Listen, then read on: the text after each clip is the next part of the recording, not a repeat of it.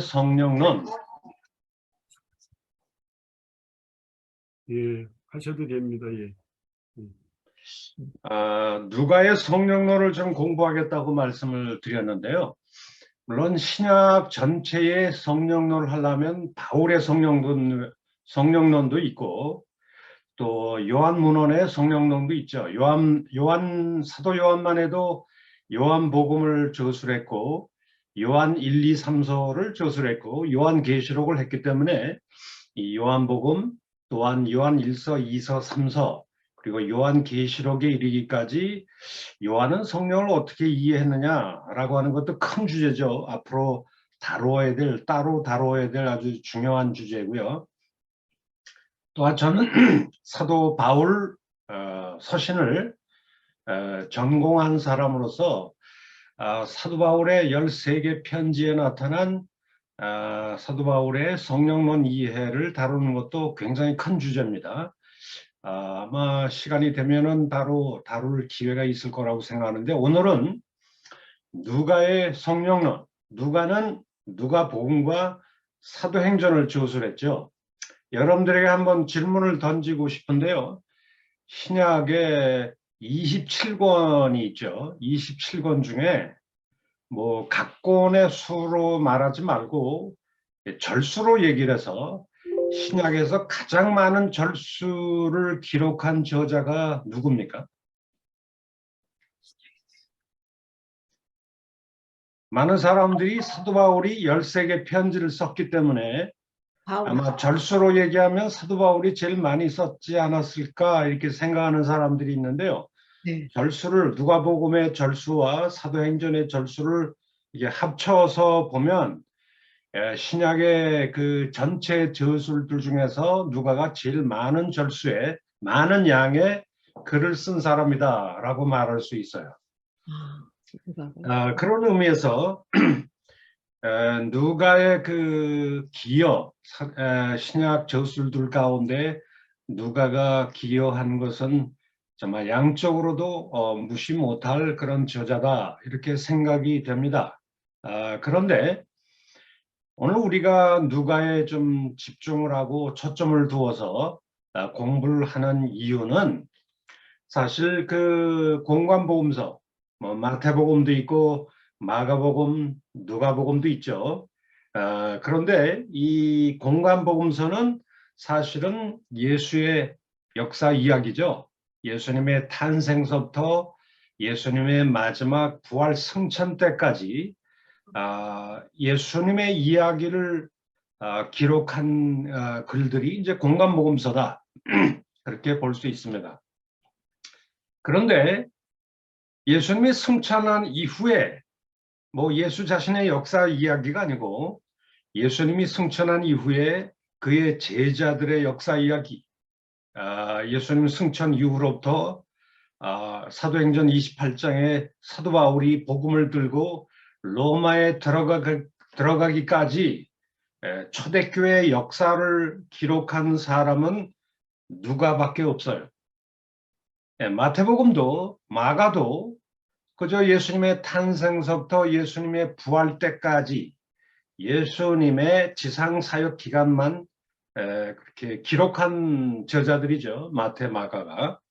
근데 누가는 특이하게도 예수님의 탄생서부터 승천 때까지 예수님의 이 지상 사역의 역사적인 이야기를 쓰는데 멈추지 않고 예수님의 승천 이후에 초대교회가 예수님의 제자들이 어떤 사역을 했고 어떤 일을 했을까 여기에 관심을 가지고 예수의 이야기와 제자들의 이야기 이것을 이제 브릿지 메이킹하는 유일한 저자가 누가다라고 말할 수 있습니다.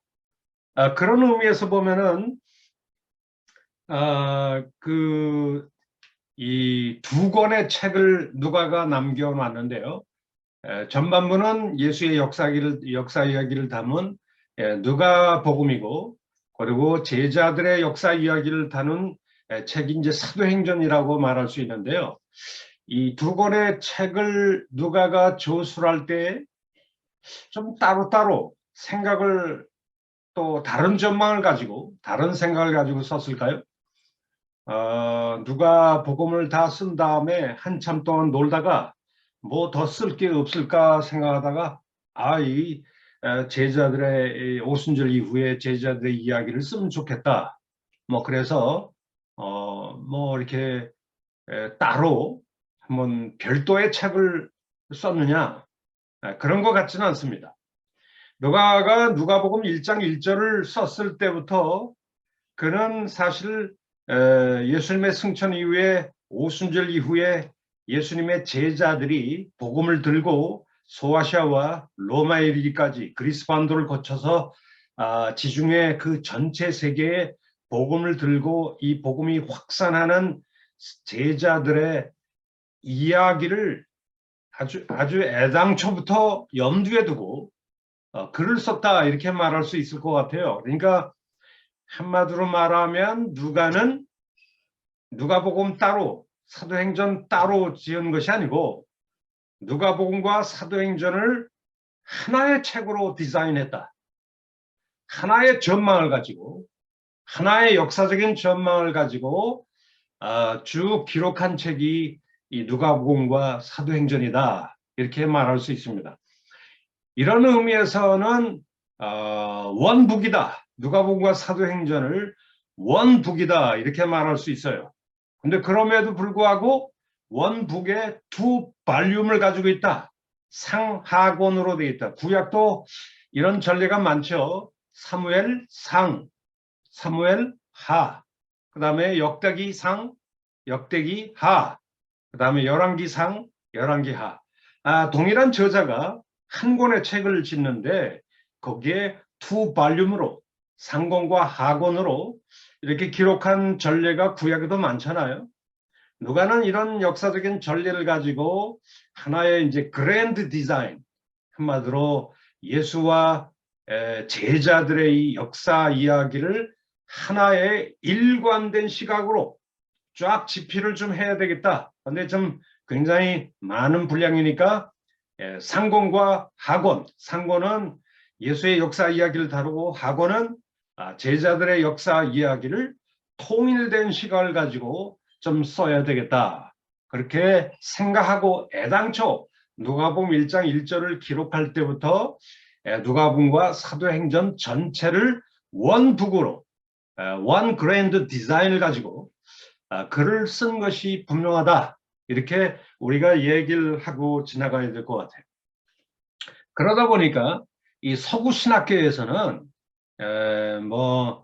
서구의 유럽의 또 미국의 유명한 그 신학교들이 있지 않습니까? 신학교들에서는 누가복음과 사도행전을 따로 공부를 하지 않고 아예 Luke and Acts라고 불러요. Luke Acts라고 할까요? 그래서 하나의 책으로 이렇게 공부를 해요.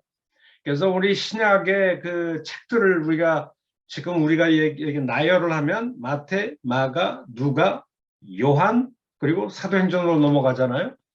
실상 이것을 제대로 배열을 하자면 마태복음, 마가복음 그리고 누가행전 한 권의 책으로 이걸 붙여놔야 되고요.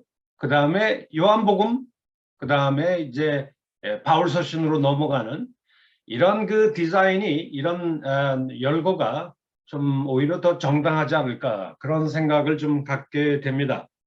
그렇다면 사도 누가가 누가복음과 사도행전을 썼을 때에 통일된 신학적인 전망을 가지고 하나의 통일된 신학적인 전망을 가지고 우리가 공부해야 되기 때문에 누가의 성령론을 우리가 공부할 때도 누가복음의 성령론이 따로 있고 사도행전의 성령론이 따로 있는 것이 아니라 사실 누가복음과 사도행전의 성령론을 하나의 통일된 시각으로 접근하는 것이 좀 좋겠다라고 하는 생각을 갖게 됩니다.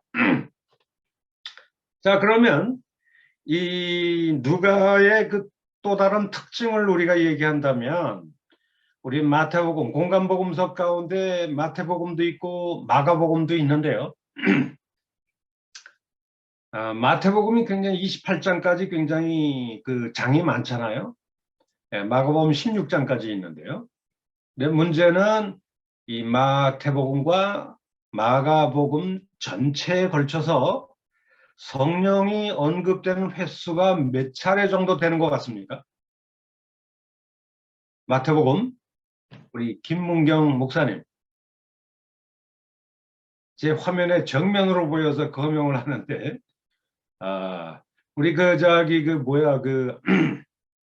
정직하게 잘 모르겠습니다. 네. 아주 정직하시네요. 네. 예, 우리, 그럼, 컴플레이터가 더 예, 하신다갈까 봐요. 예, 거짓말. 그러면, 예, 2323으로 돼 있는 그 사람 이름이 안 써 있는데, 2323번.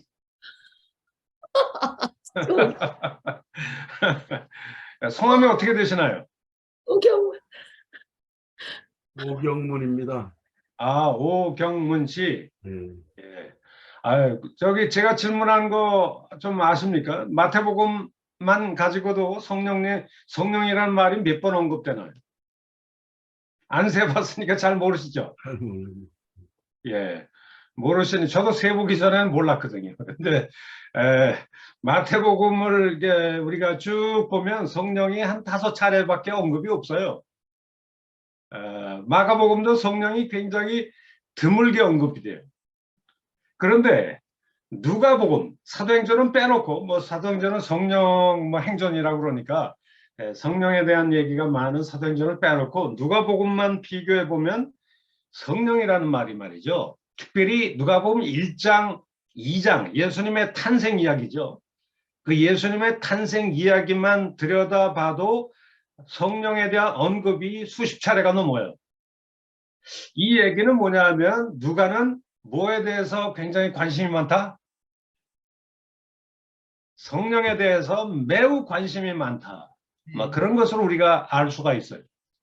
누가가 성령에 대한 관심이 많다는 건 한 예로 우리 마태복음에 보면은 아무리 아비가 악하다 할지라도 자기 자식이 떡을 달라고 그러면 돌을 주고 자식이 뭐 떡을 달라고 그러면 뱀을 주고 이런 악한 아빠가 어디 있느냐? 아무리 악한 아빠라도 뭘 흔쾌하게 준다는 거예요. 마태복음을 보면 좋은 것들을 주지 않겠느냐 이렇게 돼 있어요. 예? 그런데 누가복음은 요 똑같은 그 평행 구절을 뭐라고 쓴 줄 아세요? 아무리 아버지가 악한 아버지라고 할지라도 자녀가 떡을 달라 하면 뭐 돌을 주고 떡을 달라 하면 뱀을 주고 그러겠느냐? 그 자녀가 떡을 달라라고 하고 얘기하면 가장 좋은 성령을 주시지 않겠느냐라고 하는 말로 바꿔버렸어요. 그러니까 좋은 것들을 주지 않겠느냐 이렇게 얘기한 것을 누가는 뭘로 바꿔놨다고요? 성령. 성령이라는 말로 바꾸는 것만 봐도 누가는 누구에 대해서 관심이 많다? 성령. 성령에 대한 관심이 무진장지대하게 많은 그런 저자다 이렇게 말할 수 있을 것 같아요. 네. 근데 우리가 이제 그런 의미에서 누가는 성령에 대해서 굉장히 지대한 관심이 많은 저자다 이렇게 말할 수 있는데요. 그런데 누가복음과 사도행전에 성령에 대해서 얘기할 때 좀 전망에 좀 차이가 있어요. 누가복음에서 성령을 언급할 때는 주로 성령을 어떤 연관성 속에서 설명하느냐 이 질문하고 사도행전에서 성령을 언급할 때는 성령을 어떤 맥락에서 어떤 연관성 속에서 얘기하느냐는 전망이 조금 다릅니다. 이것이 누가복음과 사도행전의 성령론을 공부할 때 물론 통일된 시각에서 전망에서 성령을 다루고 있는 것은 분명하지만 이 누가복음은 공관복음서 안에 예수의 지상사역 기간 동안에 성령을 언급할 때에 누가의 전망과 그리고 예수님이 승천한 이후에 제자들의 역사 이야기를 다룰 때 성령에 관한 이야기가 약간 전망이 달라요. 어떤 점에서 좀 다를까요? 누가복음에서는 구원론적인 성령, 그다음에 사도행전에서는 선교적 기능에서의 성령. 예, 지금 말씀하시는 분이 누구신가요? 저 김종식입니다. 아, 김종식 목사님이신가요? 아닙니다. 아, 예, 그러시군요. 아주 기발한 학설인 것 같아요. 근데 그렇게 주장하는 학자들이 혹간 있을 수도 있는데 조금은 좀 부정확한 것 같아요. 자, 우리가 성령을 공부할 때 누가복음에서 성령은 주로 어떤 맥락에서 주로 얘기하느냐? 예, 누가는 말이죠. 성령을 언급할 때 철저하게 예수님과의 연관성 속에서 성령을 언급해요. 그러니까 성령이 임한다고 할 때 그냥 예수님과 관계없이 예수님의 지상사역과 예수님의 구원사역과 아무 관계도 없이 성령이 독자적으로 활동하시는 것이 아니라 누가는 성령을 한번 따라서 해보실까요? 철저하게, 철저하게, 저기 중심적으로. 중심적으로 아니, 중심적으로. 중심적으로 하는 게 아니라 그리스도 중심적으로. 그리스도 그 중심적으로. 네. 이 누가의 성령론은 철저하게 기독론적이다. 한마디로 말해서 예수 그리스도 중심으로 움직이는 예수의 영이다. 이렇게 말할 수가 있을 것 같아요. 그러면 이 공간복음서에서 이 성령을 언급할 때 중요한 건 예수님과 성령의 관계거든요. 이 어떤 관계성 속에서 성령을 언급할까요? 또 사도행전에서 보면은 예수와 성령의 관계를 언급할 때 어떤 관계성 속에서 성령을 예수와 연관해서 이해할까요? 누가복음과 사도행전에 차이가 있다고 그랬잖아요. 네. 어떤 차이가 있어요? 이게 지금 오늘 공부하고 또 27일 날 또 누가의 성령론 따로 공부할 텐데요. 27일 날에는 주로 사도행전의 성령론을 공부하고요. 오늘은 누가복음의 성령론을 공부하는데요. 어쨌든 오늘 초점과 그리고 27일 날 하게 될 사도행전의 강의의 초점을 전체적으로 우리가 살필 때 이걸 마음의 염두에 두고 제 강의를 들어줘야 성령론이 이렇게 움직이는구나 하는 것을 우리가 이해할 수 있어서 이 질문을 던집니다. 이 질문은 오늘 본 강의의 가장 중요한 포인트예요. 네. 성령을 누가는 철저하게 누구 중심으로 언급한다? 예수님. 예수 그리스도 중심으로 언급하는데 문제는 누가복음과 사도행전에 예수와 성령의 관계를 언급할 때 좀 차이가 있어요. 어떤 차이가 있을까요? 오늘 배워야지.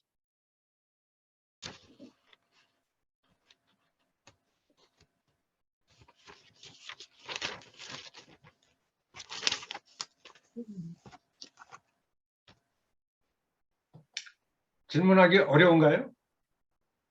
답변은? 자, 그러면 여러분들이 그 답변하기 싫으신 모양인데 제가 대신 답변을 드릴게요. 아까 말씀을 드린 대로 누가복음은 예수의 역사적인 이야기, 예수에 관한 이야기를 담고 있잖아요. 예수님이 무슨 말씀을 하셨고 예수님이 어떤 행위를 하셨느냐, 뭐 그런 것을 우리가 좀 다룬다고 볼 수 있는데, 근데 여러분들이 잘 알다시피 예수님이 공생애를 딱 시작을 하면서 요단강에서 뭘 받으시죠? 세례 요한으로부터 이제 세례를 받잖아요. 네. 그렇죠? 근데 세례를 받을 때 하늘에서 뭐가 비둘기같이 내려오시나요? 성령이 비둘기같이 예수님 위에 강림을 하신단 말이에요. 네. 그런 이유 때문에 이제 예수님의 사역은 이제 성령과 함께하는 예수님의 지상사역, 예수님 모든 말씀 선포 사역, 예수님의 기적을 행하고 치유하고 귀신을 쫓아내는 모든 이런 사역들이 뭐에 충만한 사역이라고 말할 수 있을까요? 성령의 충만한 사역인데, 그런 의미에서 예수님의 지상 사역을 우리가 한마디로 우리가 간단하게 요약을 한다면 예수님은 이 메시아로서 지상 사역을 하실 때 인류를 구원하는 메시아의 이 구원 사역을 담당하실 때 무엇을 받아서 활동하신다? 성령을 받 성령을 받았어. 성령을 받으셔서 성령 충만한 메시아로서 그리고 예수님의 지상 사역을 감당하신다라고 하는 걸 우리가 염두에 뒀으면 좋겠어요. 네. 그러니까 이 예수님의 공관복음서를 보면 예수님은 성령을 항상 받으신 분, 성령으로 충만하신 분, 성령으로 기름 부음 받으신 분, 네. 성령의 능력을 힘입어 그의 메시아 사역을 담당하시는 분이다. 그래서 성령의 충만함을 받고 성령의 기름 부음을 받아서 능력 있는 말씀을 선포하고 사람들을 구원하고 사람들의 질병을 치유하고 사람들에게서 귀신을 쫓아내고 또 성령의 충만한 말씀 선포와 이 기적 행위를 통해서 이 땅에 하나님 나라가 임하게 하시고 이런 일들을 예수님은 다 뭘 받고서 활동하신다?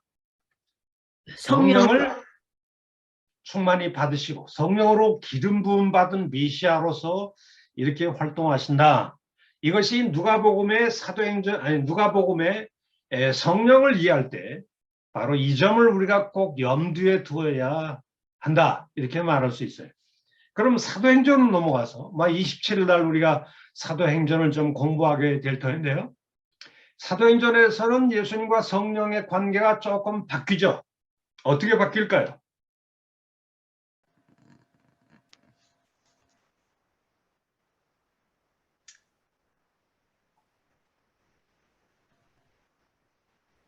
우리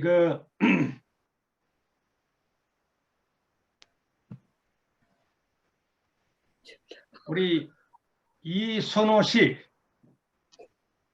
잘 들리십니까? 네, 소리가 안 들려요. 그 소리 좀 나오게 해주세요. 네, 안녕하세요. 예, 안녕하세요. 예. 제가 지금 질문을 던진 게 있죠. 사도행전에서 예수님과 성령의 관계가 좀 바뀐다고 그랬죠. 네. 어떻게 바뀔까요?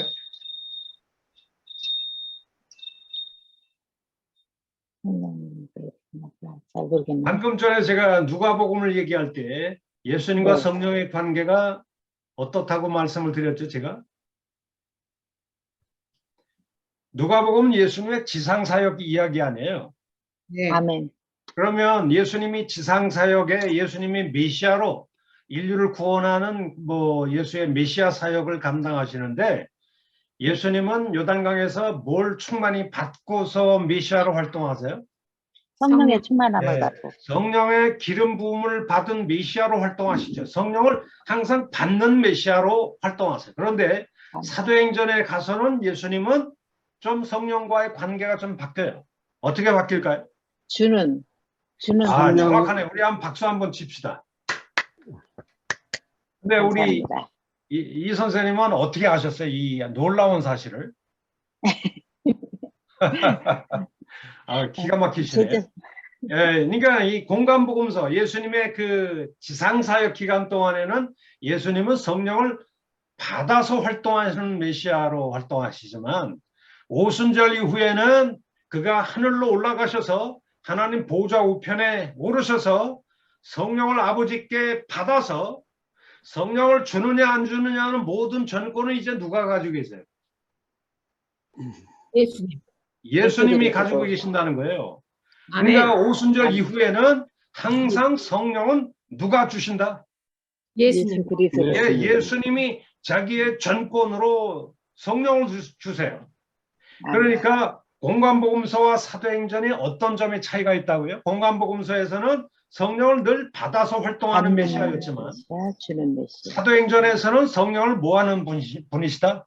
주는 메시아. 네, 성령을 주시는 주체로서 활동하세요. 그래서 하늘 보좌에서 아버지에게 성령을 받아서 그리고 성령을 주느냐 안 주느냐는 성령의 주느냐 안 주느냐는 모든 전권은 이제 예수님이 갖고 계세요. 그래서 예수님이 자기의 이름으로 자기의 직권으로 자기의 오토리티로 땅 위에 있는 제자들에게 성령을, 오순절 성령을 왕창 쏟아 부어 주시죠. 바로 이 성령을 사도행전에서는 무슨 영이라고 불러요? 한번 따라서 합시다. 예수의 영. 예수의 영.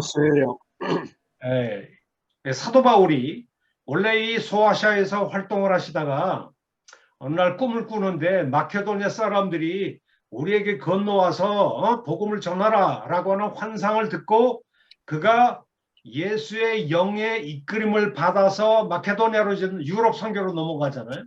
그때 성령을 누구의 영이라고 부르고 있죠? 예수의 영. 예수야. The Spirit of Jesus라는 말을 쓰기 시작을 해요. 한마디로 성령은 이제 예수의 이름이라고 하는 그 이름으로, 브랜드 네임으로 콱 찍혀있는 성령이에요.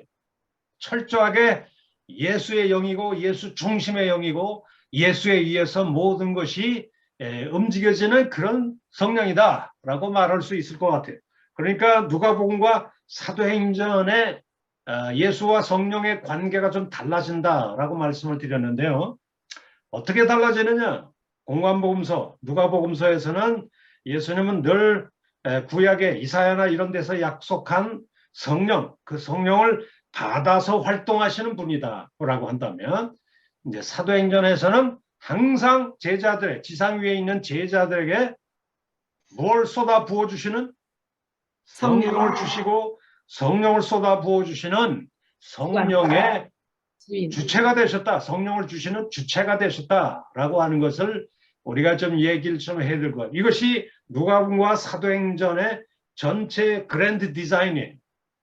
자, 그러면 오늘 이 시간에는 사도행전은 27일 날 따로 공부하기로 하고요. 누가복음의 성령에 대한 이야기를 좀 공부하도록 하겠습니다. 자, 그러면 제가 여러분들에게 나눠드린 강의안이 있습니다. 여러분들 다 가지고 계십니까?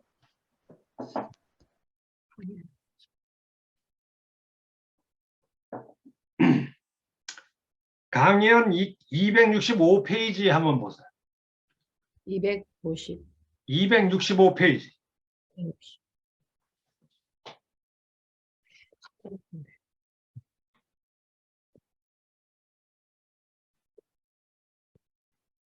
자, 거기에 보면 첫 번째 타이틀로 264페이지에 보면은 승천 이전에 활동하신 성령 이렇게 돼 있잖아요.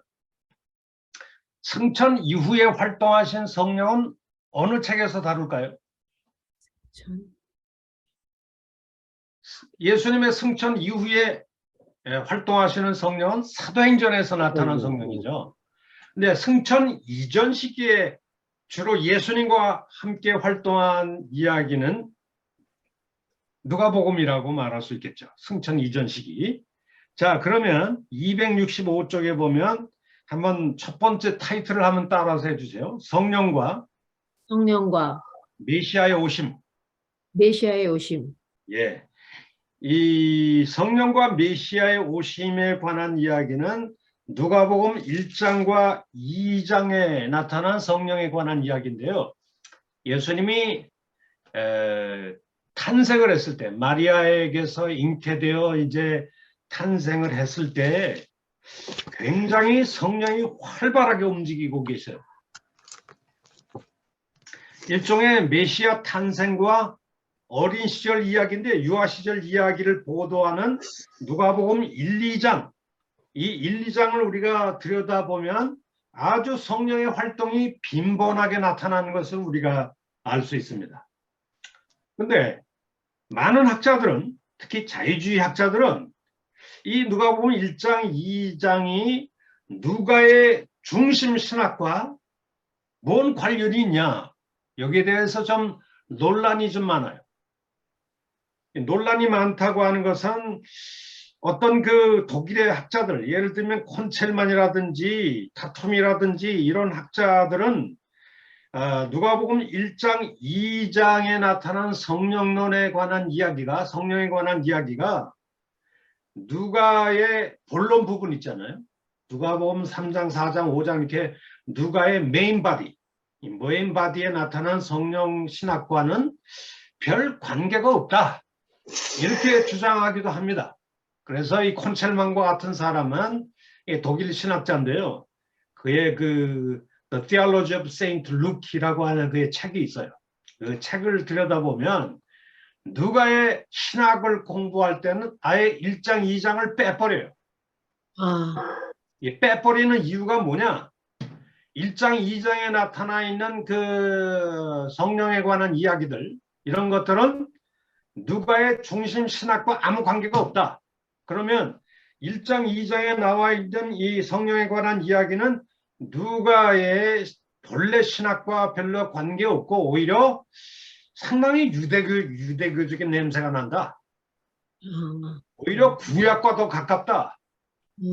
뭐 이런 생각을 가지고 있으면서 누가복음 1장, 2장의 성령론이 누가복음 3장 이후의 성령론과 좀 이질적이다. 별로 관계가 없다. 그러니까 누가를 공부할 때 1, 2장은 빼버리자. 뭐 이런 얘기를 하는 학자들이 좀 있어요. 네, 사실 이런 주장은 굉장히 좀 뭔가 잘못된 주장이죠. 저는 영국에서 그 아버딘 대학교, 아버딘 유니버시티에서 세계적인 학자가 하워드 마샬이라고 하는 학자가 있어요. 지금은 작고하셨어요. 몇 년 전에. 이 마샬 교수님, 제 박사학위 지도했던 그 교수님인데요. 우리 한국의 유명한 그 김세영 교수가 이런 얘기를 했어요. 자기가 평생에 영국에서 제일 존경하는 두 분의 교수가 있다면 자기의 박사학위를 지도했던 에페 브루스 박사하고 그 다음에 이 아버딘 유니버시티의 교수였던 이안 하워드 마샬 교수가 가장 존경한다. 학문적으로 김세영 교수가 그런 얘기를 했어요. 이 마샬 교수는 평생에 걸쳐서 수많은 박사들을 배출을 해서 뭐 미국의 각 신학대학에 없는 데가 없어요. 마샬 교수의 제자들이. 근데 이 한국의 이 마샬 교수의 제자는 한 2명밖에 없는데요. 그 중에 하나가 누구다? 이한수 교수다. 이한수 박사. 할렐루야. 할렐루야. 네, 할렐루야. 네. 이거입니다. 여러분들이 하도 좋은 것 같아서 제가 한번 농담을 해봤습니다. 좋은 거 보시지 아닙니다. 않군요. 근데 정신이 바짝 듭니다. 하영찬 목사님이 그 저기 화면에서 사라지셔서 어디 딴 데 갔나 했더니 웃음소리가 나오시는 거 보니까 계시긴 계신가 보네. 그럼요. 예. 어쨌든 이 마셜 교수, 제 지도 교수가 하는 말이 컨첼만이 하는 얘기는 틀렸다. 누가복음 1장, 2장에 나타나는 이 빈번한 성령의 활동들은 어떻게 보면은 누가복음 신학의 중심 빛 속에서 이해가 되어야 된다. 이 얘기는 무슨 얘기냐면 한마디로 누가복음 1장, 2장에 나타난 성령론 신학이 누가복음 사도행전 전체 신학을 좌우한다는 거예요. 그만큼 깊이 연관돼 있다. 네. 1장, 2장을 따로 떼어놓고 공부하면 안 된다. 콘첼만처럼. 막 그 얘기를 좀 하고 있는 것이라고 볼 수 있습니다. 그래서 누가복음 1, 2장에 관한 이 복음주의 신학학자들의 이제 최근 연구 결과를 보면 한마디로 벌써 예수님이 그 마리아에게서 잉태할 때부터 성령이 굉장히 빈번하게 활동하는 것, 그걸 통해서 이미 구원의 시대가 1, 2장에서 이미 심대하게 동터오고 있다. 이걸 알 수가 있다. 이거예요.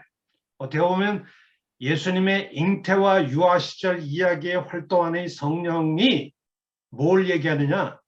이미 예수를 통해서 구원의 시대가 본격적으로 도래하고 있다.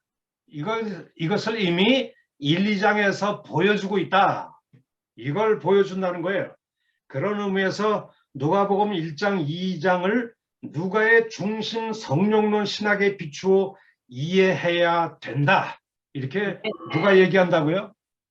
제 지도교수인 마샬 교수님이 그렇게 얘기를 한다. 이렇게 볼 수 있습니다.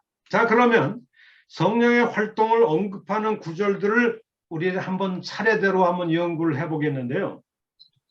첫째로 266쪽에 있어요. 제 강연. 거기 첫 번째 패러그래프에 보면은 예수의 탄생을 예고하는 엘리사벳의 이야기 1장 41절이죠. 또 스가랴의 노래 1장 67절에 언급되어 있습니다. 자, 이런 그 이야기들을 보면 마리아가 이제 그 예수님을 잉태했잖아요. 잉태했는데 그것을 보고 엘리사벳이 막 성령에 충만해서 막 노래를 부릅니다. 또 뿐만 아니라 선지자였던 스가랴도 마리아가 잉태한 예수님을 보고 또 예언적인 그런 노래를 막 부르기 시작합니다. 이들은 다 성령에 충만하여 예언적인 신탁의 말씀을 전하는 것으로 되어 있는데요. 이것이 누가의 중심 신학과 깊이 연관되어 있어요. 한마디로 말해서 성령에 충만하면 예언의 말씀을 막 하기 시작하는 거죠. 이것은 구약도 마찬가지입니다. 그러니까 아까 어떤 분이 누가복음에서 성령이 어떤 연관성이 있느냐, 구원과 연관이 있다, 그런 얘기를 어떤 분이 하셨는데요. 근데 이 누가복음을 가만히 보면 1장 2장의 예수의 탄생 이야기를 보면 엘리사벳이 자기가 예언, 일종의 예언이죠.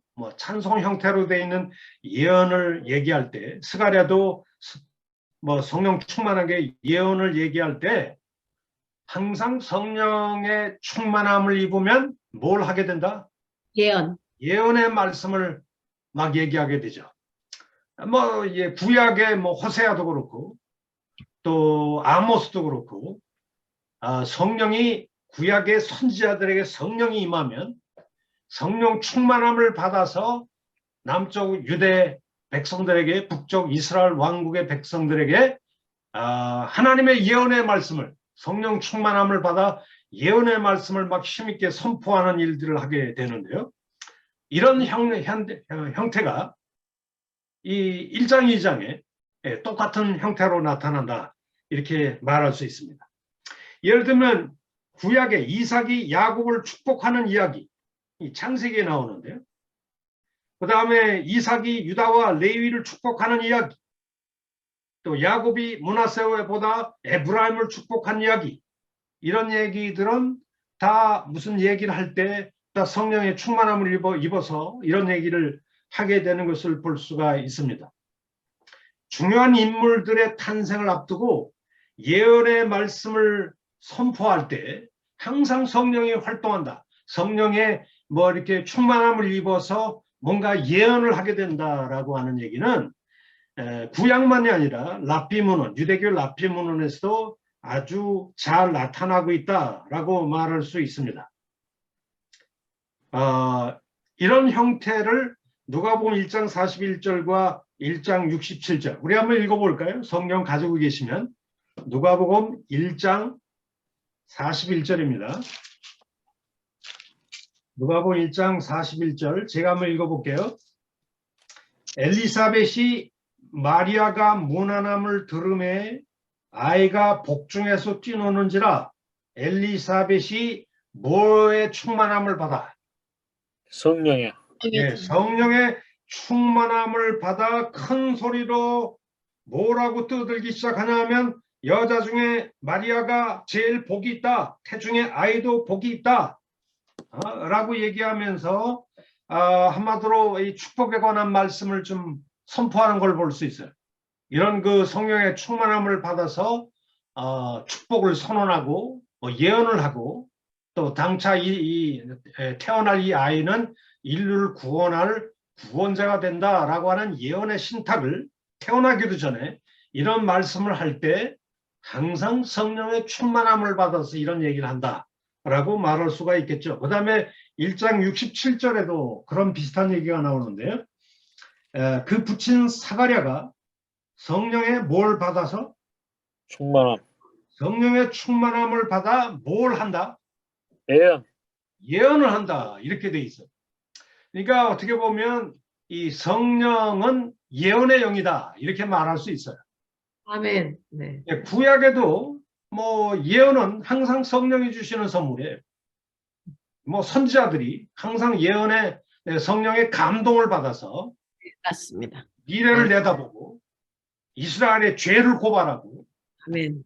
이스라엘 백성의 회개를 선포하고 앞으로 어떻게 해야 너희들이 살 것인지 이런 하나님이 주신 이 계시적인 신탁의 말씀을 늘 예언의 성령의 충만함을 받아서 이런 말씀을 하는 것을 볼 수가 있습니다. 이런 형태의 얘기는 사도행전으로 넘어가서도 좀 똑같아요. 사도행전 1장 8절 예수님이 뭘 말씀하셨나요?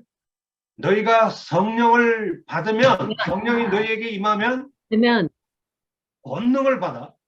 네. 무슨 권능일까요? 성령과 권능이 사도행전에 굉장히 깊이 연관되어 있는데요. 네. 예수님의 성령이 너희에게 임하면 권능을 받아 예루살렘과 유대와 사마리아와 땅 끝까지 이르러 내 뭐가 되라? 증인. 내 증인이 되라. 이 증인이 되라는 것은 나를 증거하는 말씀을 전파하라는 얘기 아니에요. 네. 그러니까 이 사도행전 1장 8절에 예수님이 오순절에 내가 이제 성령 부어줄 텐데 너희가 성령 충만함을 받아 땅 끝까지 가서 뭐 하라는 거예요? 복음의 말씀을 전하라고. 전하라는 거예요. 그러니까 네. 어떻게 보면 사도행전에도 성령은 복음 증거의 능력이라고 말할 수 있겠죠. 네. 항상 말씀을 능력이 그래서 베드로가 이 뭐 수천 명의 예루살렘의 청중들 앞에 말씀을 전했잖아요. 말씀을 전할 때도 그가 뭐의 충만함을 받아 말씀을 전파했나요? 성령의 충만함을 받. 성령의 충만함을 받아서 말씀을 전파하지 않습니까? 물론 이제 사도행전은 이제 예언이 아니라 나를 증거하는 말씀, 복음 선포의 말씀 능력 이렇게 얘기해. 구약은 뭐 예언의 능력, 예언을 선포하는 능력으로 이렇게 언급되어 있는 걸 볼 수가 있어요. 이것은 중간사 시대 유대교도 좀 비슷한 형태를 가지고 있습니다.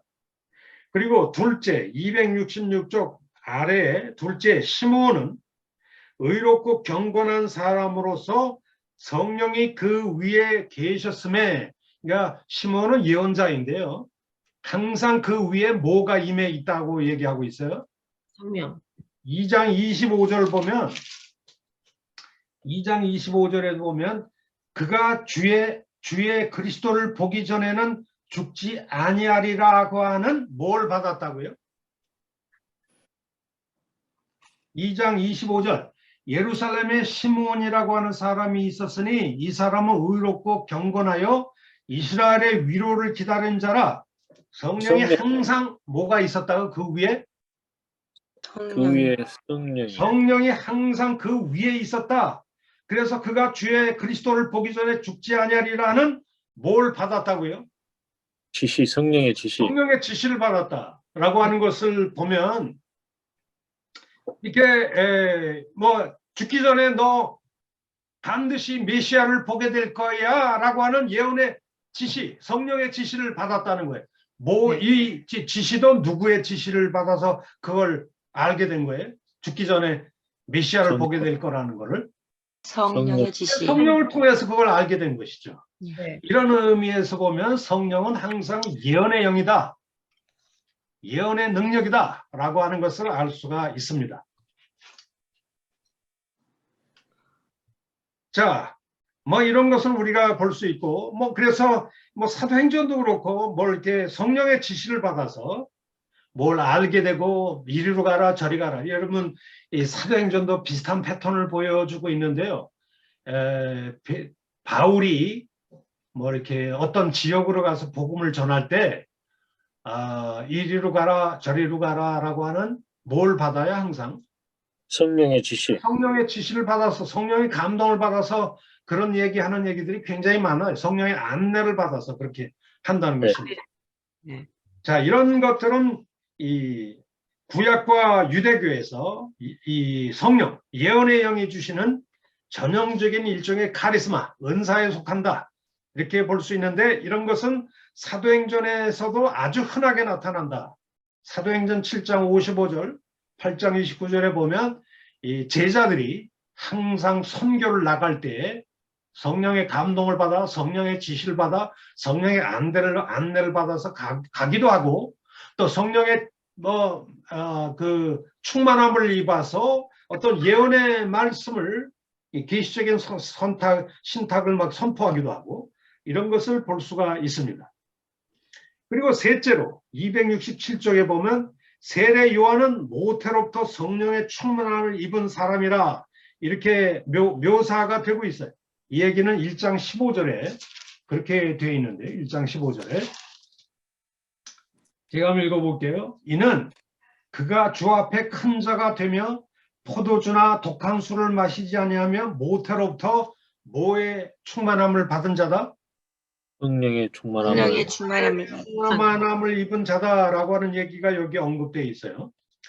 하나님께서 모태로부터 어떤 사람을 알고 계신다는 주제는 구약에서 유대교에서 아주 흔합니다.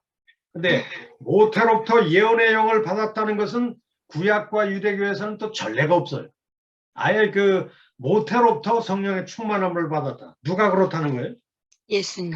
세례 요한이 그랬다는 거죠. 네.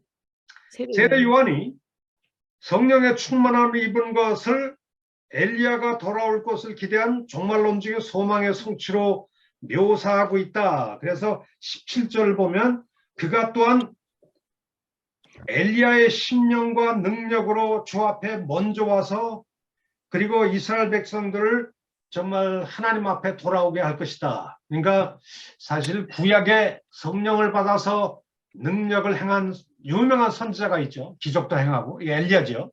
엘리야. 네. 근데 이 엘리야의 심령이라고 번역되어 있지만 심령이 원래 헬라어로는 푸뉴마거든요. 영이에요. 그러니까 엘리야의 영으로 그리고 그가 가진 능력으로 예수님 당대에 나타난 사람이 누구라고요? 예수님 단계. 아니죠. 구약의 엘리야와 같은 심령으로 활동하는 사람이 세례 요한이라는 거예요. 그러니까 세례 요한이 엘리야의 심령과 능력으로 예수님보다 먼저 와서 활동하기 시작했다는 얘기를 하고 있어요. 그러니까 이 누가는 사실 세례 요한을 구약의 어떤 선지자와 좀 비교하고 있어요. 엘리야와 이게 비교를 하고 있는데 두 사람 다 뭐에 충만한 사람이다? 성령의 충만함. 성령에 충만한 사람으로 이렇게 비교하고 있는 것을 볼 수가 있습니다. 그러니까 전체적인 지금까지 말씀드린 것을 우리가 전체적으로 비교해 볼 때 한마디로 성령은 무엇과 깊이 연관된 걸 알 수 있다? 예수 그리스도와 그거 지금까지 얘기한 걸 보면 이 성령은 예언의 능력과 깊이 관련이 있다. 그래서 이 성령을 우리는 예언의 영이다. 네. 성령을 충만히 받으면 예언하는. 예언자들도 그렇지만 다 뭘 하게 된다? 예언하게 예언. 된다. 예언을 하게 되고 또 예언자로서 여러 가지 능력을 발휘하게 되고 뭐 이런 것을 볼 수가 있습니다. 이런 것들은 세례 요한도 마찬가지예요. 세례 요한은 모태로부터 성령이 충만한 자로서 그가 광야에 나가서 말씀을 전파하는 것을 이제 우리가 여기서 깊이 볼 수가 있습니다. 그리고 넷째로 성령은 메시아의 잉태 과정에서도 굉장히 깊이 관련된 것을 알 수가 있어요. 네. 그것을 보여주는 그 구절이 어디냐면 1장 36절이에요. 1장 36절 한번 보실까요? 1장 36절. 우리 다 같이 한번 읽어봅시다. 시작. 보라 너희 친족 엘리사벳도 늙어서 아들을 배었느니라. 본래 수태하지 못한다 하던 이가 이미 6달이 되었나니. 1장 36절이죠. 보라 너희 친족 엘리사벳도 늙어서 35절이네요. 제가 눈이 좀 희미해가지고 35절. 다 같이 읽어봅시다. 천사가 대답하여 이르되 성령이 내게 임하시고 지극히 높으신 이의 능력이 너를 덮으시리니 이러므로 나실 바 거룩한 이는 하나님의 아들이라 일컬어지리라. 참 이 말씀이 참 특이한데요. 여기 보니까 천사가 이 그 마리아에게 나타나 가지고 하는 말씀이 지극히 높으신 이의 능력이 너에게 임하실 것이다. 여기 지극히 그 높으신 이의 능력이 뭘 얘기할까요? 예, 능력. 지극히 높으신 이, 그건 하나님. 하나님이죠. 네. 근데 그 지극히 높으신 하나님의 능력이 하는 걸 보니까 성령. 성령을 지칭하는 말씀이라는 걸 알 수가 있어요. 근데 이 지극히 높으신 하나님의 성령의 능력이 마리아를 뭐 하신다? 마리아에게 임하시고, 임하시고 그리고 지극히 높으신 이 하나님의 능력이 너를 덮으시리니, 이렇게 돼 있어요. 여기 구절 보면 성령이 내게 임하시고 라는 말씀과 지극히 높으신 이의 능력이 너를 덮으시리니, 이게 평행절이에요. 그러니까 지극히 높으신 이의 능력이 너를 덮는다는 것은 성령이 너에게 임한다는 것과 같은 표현이죠. 그런데 바로 이 성령이 마리아에게 임하고 또 지극히 높으신 하나님의 능력이 너를 덮으신 결과로 누가 태어난 거예요? 예수 하나님의 그리스도. 아들 나실 바 거룩한 이 하나님의 아들이 태어났잖아요. 아들. 그러니까 하나님의 아들 대신 예수님이 태어난 것도 누구의 역사다? 성령. 성령의 역사. 성령이 행하신 능력이다라고 하는 걸 알 수가 있어요. 음. 그런데 문제는 여기에 지극히 높으신의 능력이 너를 덮는다라고 하는 표현이, 이게 무슨 뭘 함축하는 말일까요? 너를 덮는다. 이 너희가 덮다라고 지금 하는 이 에피스코피아소라고 하는 아주 독특한 동사가 쓰이고 있는데, 이 말의 뜻을 여러 학자들이 다양하게 해석을 하고 있어요. 왜 지극히 높으신 하나님의 능력이 마리아를 덮으셨을까?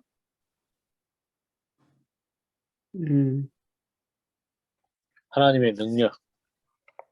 이 덮는다라고 하는 말씀에 대해서 구약에 어떤 전례가 있을까요? 이런 표현이 출애굽기 40장 35절이 배경이다라고 하는 학자들이 있어요.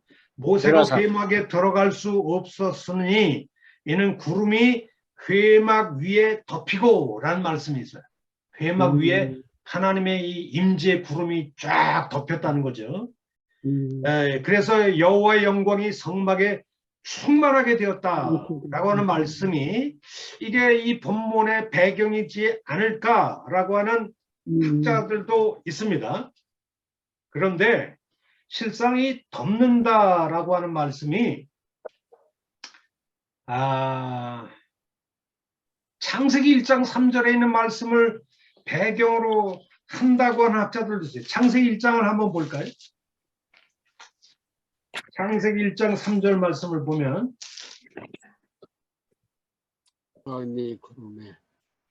창세기 1장 2절에 땅이 혼돈하고 공허하며 흑암이 깊음 위에 있고 하나님의 영, 하나님의 성령은 수면 위에 운행하시게 된다라고 되어 있는데요. 그 말씀이 뒤에 덮는다라고 하는 말씀과도 또 연관이 되어 있어요. 그러니까 이 덮는다라고 하는 말씀이 하나님의 창조 행위와도 깊이 연관되어 있다라고 하는 그런 학자들도 있기는 있습니다. 어쨌든 간에 이 하나님의 이 창조의 능력이 성령이죠. 성령이 마리아에게 임하고 마리아에게 충만하게 됨으로써 메시아가 탄생하게 된 그 일과 깊이 연관되어 있다라고 하는 것이죠. 자, 그러면 이 말씀과 연관해서 우리가 이해할 때는 여호와의 영광이 이사야서를 보면은 광야길을 덮으실 때 광야가 열매 맺는 곳으로 꽃이 피는 곳으로 변화되는 모습이 이사야 32장 15절과 20절에도 좀 언급이 되어 있는데요. 이것은 이스라엘을 새롭게 하고 새 창조할 약속을 가리키는 은유라고 학자들이 생각을 하고 있어요. 쉽게 말하면 이 두 배경의 구절, 이사야서 구절이나 출애굽기 구절을 함께 우리가 취할 때 메시아 잉태 예고 구절은 소위 새로운 출애굽 모티브와 깊이 연관되어 있다라고 학자들이 예측을 하는 것이죠. 쉽게 말하면 뉴 엑소더스 모티브와 깊이 연관되어 있다는 얘기인데요. 다윗 계통의 메시아, 곧 하나님의 아들이 오시게 되면 바로 그분은 이스라엘을 회복하고 구원하는 구원자가 되실 것이다. 시온으로 향하는 이 광야길을 꽃이 피고 열매를 맺어서 결국 영광의 회복된 이스라엘을 만드는 모든 일이 이 성령을 통해서 이루어진다라고 하는 것을 이게 얘기하는 그 말씀이라고 학자들이 좀 얘기를 하는 것이죠. 그래서 다윗 계통의 이 왕적인 회복자, 왕적인 구원자가 잉태됨으로 말미암아 하나님의 창조 능력이 이스라엘을 회복하는 쪽으로 가게 될 것이다. 이런 쪽으로 우리가 이해한다고 볼 수가 있을 것 같아요. 결론적으로 누가복음 1장, 2장은 다윗 계통의 메시아적인 하나님의 아들이 역사 속에서 임하셔서 그는 성령 충만함을 입은 능력 충만의 메시아로서 결국 한번 따라서 합시다. 이스라엘을 회복하고 이스라엘을 회복하고 새롭게 할 구원자가 되실 것이다. 구원자가 되실 것이다. 벌써 예수님이 태어나면서부터 이미 성령의 충만함으로써 그 성령의 충만함을 입은 메시아로서 하나님의 아들로서 광야길을 정말 그 꽃이 피는 곳으로 회복하는, 그래서 네. 이스라엘에게 영광을 회복하는 구원의 소망을 가져다 줄 메시아가 되실 것이다. 네. 그런 의미에서 성령의 잉태 사건은 이스라엘의 새로운 출애굽 갱신을 예시하는 새 창조 사건이다라고 학자들이 얘기를 한다는 것입니다. 아멘. 그래서 우리는 두 가지를 우리가 여기서 얘기할 수 있어요. 누가복음 1장, 2장에 언급되는 성령은 특히 예언의 능력과 굉장히 깊이 연관되어 있다는 거예요. 성령의 충만함을 받으면 예언을 하게 된다는 것, 그것과 깊이 연관되어 있고요. 두 번째는 이 성령은 단순히 예언의 영으로서만 활동하는 것이 아니라 이스라엘을 새 창조하고 어그러지고 타락한 이스라엘을 정말 회복하고 새롭게 갱신할 새 창조의 영이기도 하다. 그런 뜻을 담고 있는 것으로 볼 수가 있습니다. 자, 그러면 두 번째로 271조 메시아의 성령 세례, 그 부분을 우리가 살펴보게 될 텐데요. 우리가 누가복음 3장 16절 한번 읽어볼까요? 누가복음 3장 16절. 성령이 언급되는 두 번째로 굉장히 중요한 구절이 언급되어 있습니다. 요한이 모든 사람에게 대답하여 이르되 나는 물론 너희에게 세례를 베풀거니와 나보다 능력이 많으시니가 오시나니 나는 그의 신발끈을 풀기도 감당하지 못하겠노라. 그는, 그러니까 예수님이죠. 예수님은 성령과 불로 너희에게 뭘 베푸실 자다? 세례를 세례를 베푸실 것이요. 이렇게 얘기를 하고 있어요. 그러니까 이 말씀을 우리가 가만히 들여다보면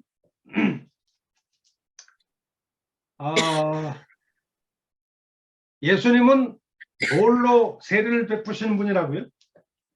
성령으로 성령과 불로 너희에게 불로. 세례를 베푸실 것이요 라고 하는 말씀이 언급되는데요. 이 말씀 때문에 오순절주의자들은 소위 성령 세례, Spirit Baptism in the Holy Spirit이라는 말을 이제 만들어내게 된 거죠. 우리가 보통 얘기할 때 성령 세례는 뭘 얘기할까요? 성령 세례는 여러분들이 성령 세례 받으셨습니까? 네. 네. 당연히. 예라고 대답하신 분들이 계신데 성령 세례가 뭐죠? 거듭남. 성령 세례 받았다라고 하는 걸 이제 거듭난다, 중생한다, 구원받았다. 예. 이렇게 이야기하는 사람들은 아주 전형적인 장로교파죠. 우리 예수 장로교 그리스도를 아는 것. 근데 오순절파들은 성령 세례하면 뭘 얘기하는? 예수 그리스도를 아는 것, 알아가는 것. 방언의 예수님이 하나님이라는 것을 알아주는 것. 우리 최선교 씨, 네. 능력, 권능, 오순절에서 성령 세례 얘기하면 뭘 얘기합니까? 권능이지. 치유, 치유. 치유, 은사가 나타나는 거. 은사가 나타나는 거. 네. 권능이죠. 예. 오순절 주의자들이 얘기할 때는 성령을 얘기할 때는 특히 복음 증거의 능력 또는 은사 이런 것들과 주로 연관이 돼요. 그러니까 장로교하고 이 성령 세례라고 하는 말이 조금 달리 언급되고 있는데요. 이 부분을 좀 설명을 해야 이 누가복음 3장 16절로 우리가 좀 이해할 수 있을 것 같아요. 자, 그러면 장로교는 성령 세례를 어떻게 이해하느냐? 우리가 성령으로 세례를 받는다는 것을 장로교에서는 구원받는다, 중생한다, 하나님의 백성이 된다, 막 그런 뜻으로 이해를 하는 것이죠. 그러니까 성령으로 세례를 받는 순간 우리는 뭘 받는다? 구원을 받는다. 구원. 받고 하나님 백성이 된다. 하나님 백성이 구원받은 하나님의 백성이 된다. 비로소 네. 처음으로 네. 이렇게 이야기하는 사람들은 어느 파라고요? 장로교파. 장로교파. 우리가 속해 있는 이제 칼빈파들이 이렇게 얘기를 합니다. 예, 장로교에서는 성령론을 철저하게 구원론적인 성령론이라고 하는 테두리 속에서 이해를 해요. 네. 그래서 우리가 신학교에 가보면 우리 제가 몸담았던 총신대학교도 그렇고 항상 성령론을 공부할 때는 어느 교리에서 공부한다고요? 칼빈. 아니, 구원론 속에서 성령론을 공부를 해요. 네. 네. 네, 우리 조직신학을 공부하다 보면 신론, 구원론, 교회론, 그 다음에 이런 것들을 공부하거든요. 네. 그런데 성령론이라는 걸 따로 공부를 안 해요. 우리 정신대학교에서. 이 장로교 쪽에서는 성령론을 공부하기는 하는데 어느 교리를 공부할 때 공부한다고요? 구원론. 구원론을 공부한다. 왜 구원론 속에서 성령론을 공부하는 이유가 뭘까요? 성령을 받으면 우리를 구원받게 한다. 중생하게 한다. 네. 새 피조물이 되게 한다. 네. 이런 그 생각을 가지고 있기 때문에 좀 구원론적인 성령론을 공부하게 되는 거죠. 근데 오순절 교단에 가보면 그렇게 공부를 안 해요. 이 성령론을 따로 공부를 합니다. 성령론을 굉장히 강조하는 교단이 오순절파이기 때문에.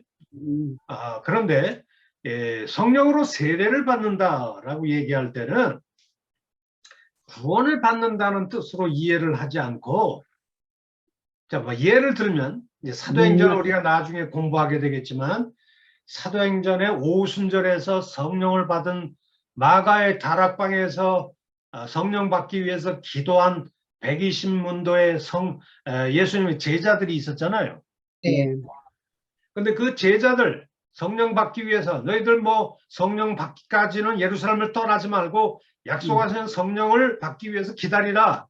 네.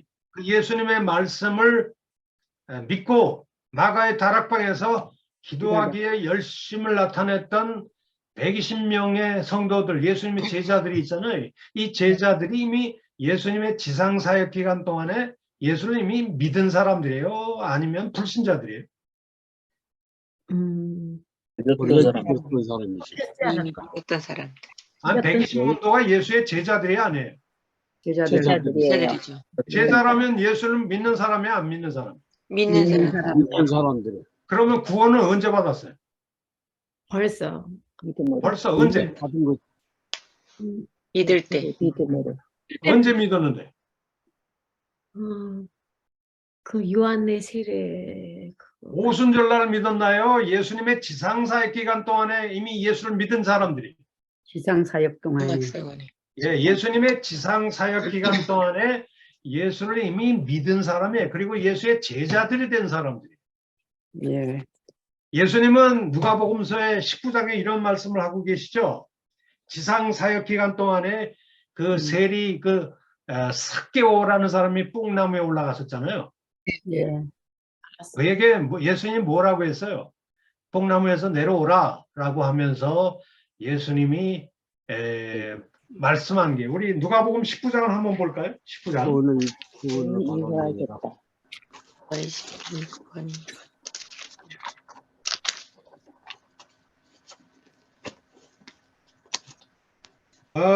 그 9절 10절 말씀 볼까요? 이 삭개오가 너무 감사해서 이제 자기 집에 가서 큰 잔치를 베풀었잖아요. 네. 그때 예수님이 삭개오에게 이런 말씀을 하셨습니다. 예수께서 삭개오에게 이르시되 오늘 무엇이 너희 집에 이미 임했다고요? 구원. 구원이 구원이 이 집에 이르렀으니 이 사람도 누구의 자손이다? 아브라함의 아브라함의 자손이다. 네. 인자가 온 것은 잃어버린 자를 찾아 뭐하러 왔다? 구원하려 왔다. 그러니까 이미 구원받은 사람은 오순절 이후에 존재한 거예요. 예수님의 지상사역 기간 동안에 이미 구원받은 자들이 있었어요. 지상사역 동안. 사역 가운데. 그렇죠. 그러니까 예수님의 지상사역 기간 동안에 삭개와 같이 예수를 믿고 구원받은 사람들이 엄청나게 많아요. 이 사람들이 제자들이죠. 네. 그런데 문제는 예수님이 이 제자들에게 120명의 이 제자들에게 너희들 떠나지 말고 약속한 성령이 오실 때까지 기다리라 예루살렘에서. 그래서 열심히 기도하다가 오순절에 뭘 받았어요? 성령을. 성령을 받았잖아요. 예, 성령. 그러면 이 장로교에서 생각하듯이 이 장로교 교리의 관점에서 구원론적인 성령을 공부하다 보면 제자들이 오순절날 성령을 받을 때 그때 비로소 처음으로 구원받았다. 이렇게 얘기를 해야 되는데 공교롭게도 이 120문도는 언제 구원받았어요? 예수님이 계실 때. 훨씬이 예수님의 오순절 이전에 지상사역 기간 동안에 구원을 받은 사람들 아닙니까? 예. 그렇죠? 네. 그러면 오순절날 성령은 무엇 때문에 받았어요? 구원을 또 받기 위해서, 두 번째로 또 받기 위해서 성령을 받았나요? 아니면 그들이 권능. 성령 받은 것은 구원과 관계없이 뭐 다른 어떤 목적으로 받은 건가요? 복음 전파요. 권능을 받기 위해서. 성령을 받았다. 사도행전 1장 8절에 보면 성령이 너희에게 임함으로 너희들이 구원을 받고 이렇게 얘기를 안 하고 네. 권능을 받고. 성령이 너희에게 임하면 뭘 받고? 권능을 받고. 권능을 받고 땅 끝까지 복음을 능력 있게 전파하라 이렇게 돼 있잖아요. 예. 그러니까 오순절 성령을 받은 것은 구원받기 위한 성령이 아니라 뭘 받기 위한 성령이다? 권능을 권능을 받고. 복음 전파를 위한 능력이죠. 네. 그리고 오순절 성령이 임하니까 요엘서가 약속한 성령을 따라서 뭐 예언을 하고 방언을 하고 뭐 이런 식으로 나간단 말이에요. 예. 그러니까 오순절 주의자들이 제일 좋아하는 책이 사도행전인데요. 왜 사도행전을 좋아합니까? 권능이 임하니까. 권능이 나타나셔서. 권능이 임하니까. 사도행전 1장 6절 보면 너희가 성령으로 세례를 받으리라. 예루살렘 떠나지 말고 성령으로 세례 받으리라 이렇게 얘기했는데 오순절 성령이 임함으로 성령으로 세례를 받았어요. 네.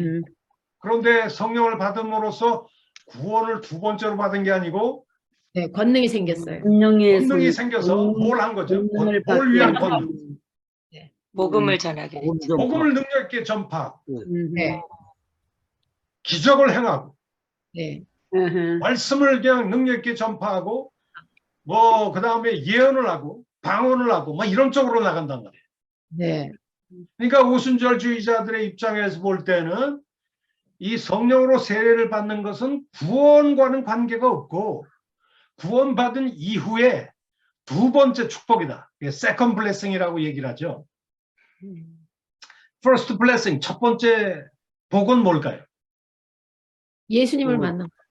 아, 예수를 믿고 뭘 받는 거? 구원받는 거. 구원받는 게 첫 번째 축복이고, 네. 두 번째 구원받은 이후에 네. 두 번째 권능을 성령 받은 거. 세례 받은 거는 second blessing, 두 번째 받는 축복으로 이 성령 세례라고 하는 두 번째 축복은 뭘 위한 축복이다? 권능을 받는, 능력을 네. 받는. 복음 증거의 능력, 선교를 위한 능력, 은사를 받기 위한 은사적인 능력. 그래서 교회를 뭐 이렇게 은사를 받으면 교회를 아주 강하게 만들고 위로하고 격려하고 뭐 병을 치료하고 신유를 나타내고 예언하고 방언하고 뭐 이런 여러 가지 은사와 연관된 그런 것을 받기 위한 능력이다. 그것도 좋아요. 이렇게 얘기하는 게 누구 입장이라고요? 오순절. 오순절파. 오순절파가 이렇게 얘기하는 거죠. 근데 사도행전 이야기를 볼 때 장로교가 맞는 것 같아요? 오순절파가 맞는 것 같아요? 둘 다 맞아요. 둘 다 맞다. 이렇게 양다리 걸치지 마시고. 오순절파. 왜 양다리 걸치지 말라고 얘기를 했냐면 오순절 날에 그 오순절 성령을 받은 120문도의 사람들은 오순절 성령을 받음으로 즉각 구원받은 게 그 당시에 받은 게 아니잖아요. 예, 네. 이미 받은. 구원은 언제 받았어요? 이미. 예수님 믿을 때. 예수님과 동행할 예수님 때. 지상사역 기간 동안에 다 구원 이미 받은 사람들이에요. 네. 그럼 오순절에 성령 받은 것은 구원을 또 받기 위해서 성령 받은 것이 아니라 딱 끝까지 복음을 전하는. 전파하기 위한 능력을 받은 것이다. 네. 이건 구원과 관계없이 구원 이후에 주어지는 두 번째 축복, 능력. 선교를 위한 능력, 네. 복음 증거를 위한 능력, 네. 교회를 섬기기 위한 능력, 네. 쉽게 말하면 은사적인 능력이다. 네. 예언을 하고 기적을 행하고 병을 고치고 이런 걸 위해서는 오순절 성령, 그 성령으로 세례받는 제2축복이 필요하다. 이렇게 얘기하는 사람들이 무슨 파라고요? 오순절파. 오순절파야. 거기서 이단이 나오기 쉽겠네요. 근데 어쨌든 사도행전 이야기를 볼 때 이게 장로교파가 맞는 것 같아요? 오순절파가 맞는 것 같아요? 오순절파. 오순절파. 그래서 오순절파에 있는 학자들은 무슨 책을 좋아한다?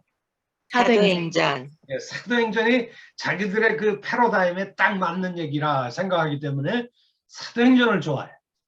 근데 장로교, 뭐 제가 속해 있는 칼빈파들은 사도행전보다도 무슨 책을 더 좋아하는 줄 아세요?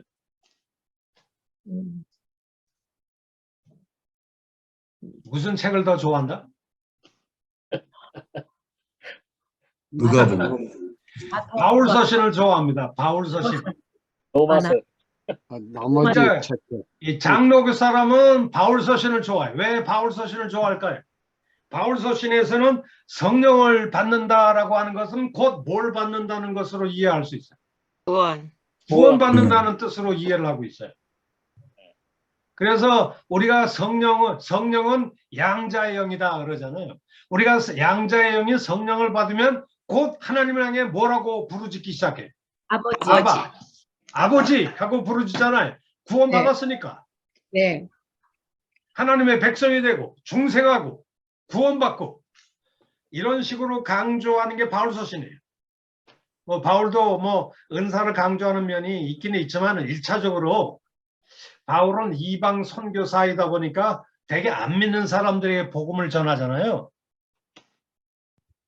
그 안 믿는 이방 기독교인들의 이방인들에게 이제 복음을 전하다 보니까 그들에게 성령이 임하자마자 곧 그들이 뭘 받게 되죠?